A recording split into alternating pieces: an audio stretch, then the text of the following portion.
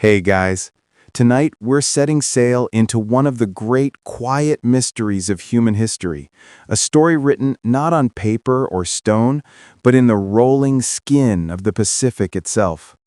Imagine standing barefoot on the beach of some tiny island, no larger than a thumbnail against the endless blue, watching your elders push a double-hulled canoe into the surf.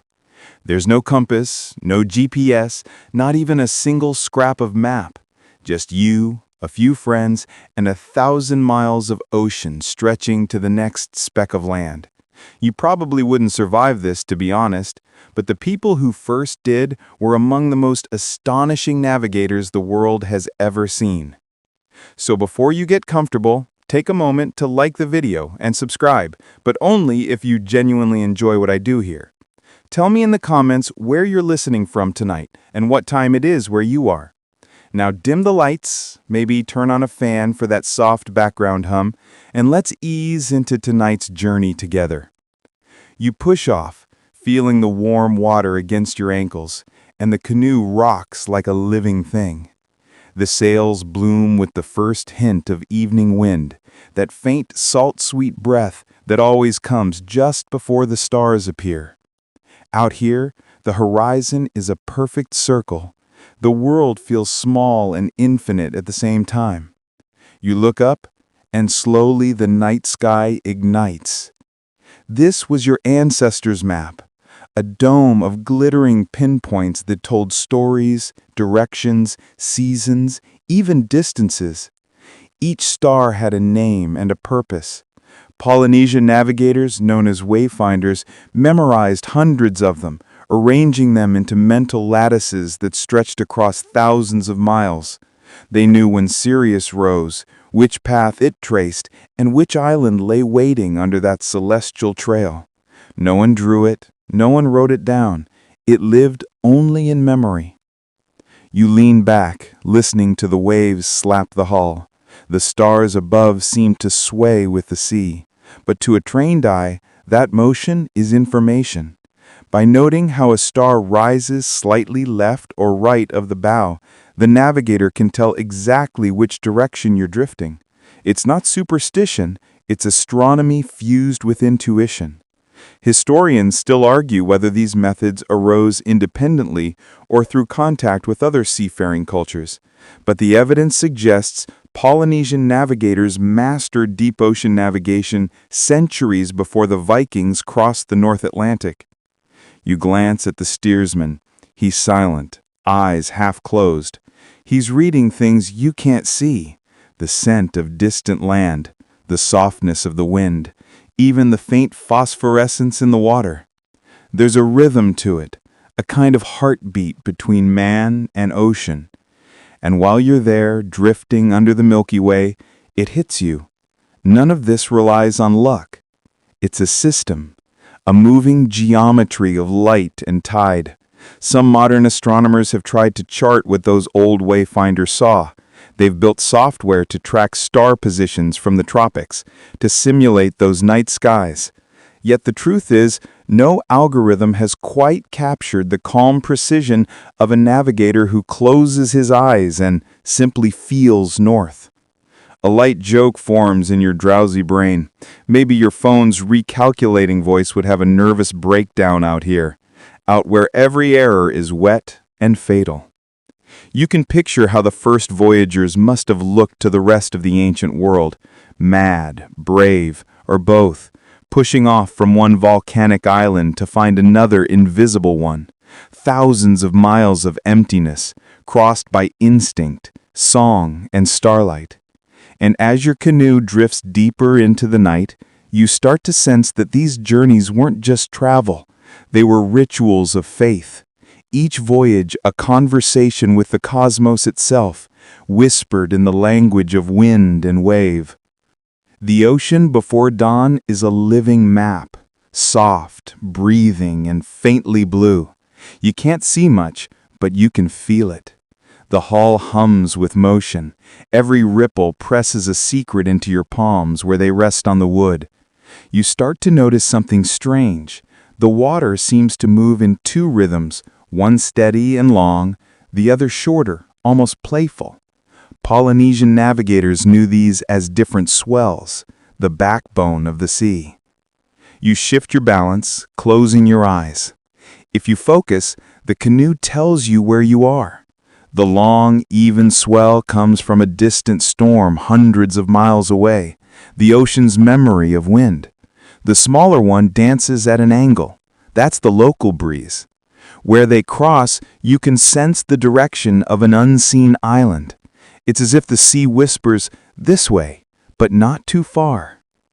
Modern sailors with their charts and sonar often dismiss this as myth. Yet in 1976, when the voyaging canoe Hokulea made her maiden journey from Hawaii to Tahiti, the crew proved the method worked. No compass, no GPS, not even a single instrument. Just Nainoa Thompson and the ocean's pulse. He read the swells through his hips and the wind through his face, and land appeared exactly when he said it would. Historians still argue whether this sensitivity can truly be taught or if it's partly inherited, a cultural muscle memory shaped by generations at sea. You picture it. Thousands of years ago, a navigator crouched on a canoe at night, one hand dragging through the water, fingertips brushing ripples. He feels the long, slow lift of the southern swell, the shorter chop from the east. He tilts his head, murmurs something soft. The stars are hidden by clouds, yet he smiles. He knows where he is. There's something humbling about that. You, with all your maps, apps, and weather alerts, probably couldn't find your own apartment if you were teleported 2 blocks away. And yet here was a man who could read the invisible. Some Polynesian traditions even speak of wave signatures. They say each island sends out a unique pattern, a kind of watery fingerprint. Navigators memorize these, sometimes practicing on land in long stone pits filled with sand and pebbles. The teacher would move his hands across the surface, creating different ripples, while students guessed which island the pattern belonged to. You can almost see them there, in the moonlight, tracing invisible oceans on the earth. Science has only recently begun to verify how real this is. Oceanographers have confirmed that swells refract around islands, creating consistent interference patterns detectable miles away. Still, no one can explain how a human body perceives such faint differences. Some say it's through the inner ear. Others believe the nervous system itself becomes an antenna, tuned by experience. Whatever the truth, the idea of reading the sea this way feels halfway between physics and poetry. A gentle joke flickers across your drowsy brain. Maybe your phone's recalculating voice would have a nervous breakdown out here, out where every error is wet and fatal. You can picture how the first voyagers must have looked to the rest of the ancient world, mad, brave, or both, pushing off from one volcanic island to find another invisible one. Thousands of miles of emptiness, crossed by instinct, song, and starlight. And as your canoe drifts deeper into the night, you start to sense that these journeys weren't just travel. They were rituals of faith. Each voyage a conversation with the cosmos itself, whispered in the language of wind and wave. By midday, the ocean glitters so hard it almost hurts to look at. The horizon blurs in the heat, turning the sky and sea into one endless mirror. You'd think a navigator would be lost out here. No landmarks, no compass, no constellations to guide by, but you're learning that Polynesian wayfinders carried more than one kind of map. When the stars vanished and the swells grew confusing, they turned their eyes upward and outward to the life above the water. A cry cuts through the wind. You spot a speck circling high overhead, a frigate bird, its wings like calligraphy against the blue. The navigator watches it closely. He knows that species doesn't land on open water. It must have taken off from land this morning, hunting far over the sea. If it's flying back toward the setting sun, then an island lies in that direction, somewhere beyond the glare. You watch him trace the bird's path with his finger, nod once, and adjust the sail. just a degree or two, but it feels monumental, like steering toward destiny by the tilt of a feather. Historians still argue whether early navigators relied primarily on such cues or used them as subtle confirmations, but the records, those that survived oral tradition, speak clearly of the birds as living instruments. Some voyagers even brought seabirds on board in wicker cages, releasing them at intervals. If a bird circled and returned, land was still far. If it vanished straight ahead, hope was near.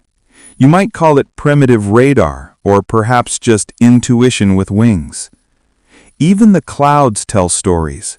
You start to notice how certain shapes hang low and wide. Those, the navigator explains, are island clouds. Moisture rises from the forested land beneath, feeding thick